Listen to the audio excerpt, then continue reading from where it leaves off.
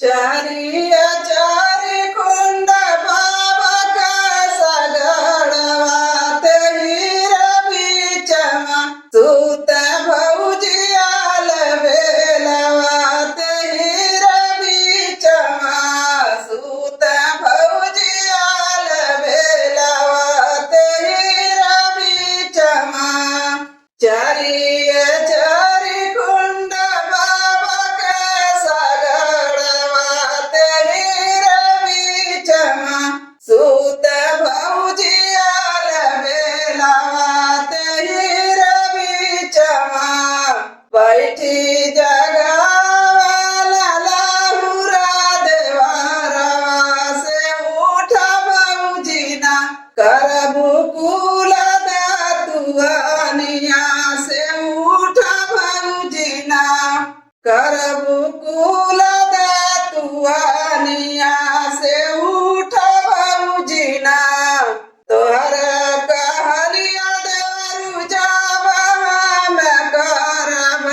रंगाई हो देवना मोहि दखिना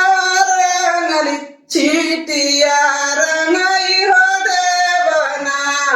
मोहि दखिना रंगली छीटिया रंगाई हो देवना एक और बान देवरु रेउड़ी से बतासवा दूसर वरियाना बान रूपया पैसवा दूसर वरियाना बान रूपया पैसवा दूसर वरियाना एक बाने गईला दूसर बाने गईला तीसर बाने ना मिलल गौआ चारवा हवा तीसर बाने ना मिलल गौआ चारवा हवा तीसर बाने ना तोहके में देवलई के रेउड़ी से बतासवा बताई हो देवना रंग रे जवा के हवेलावा बताई हो देवना रंग रे जवा के हवेलावा बताई हो देवना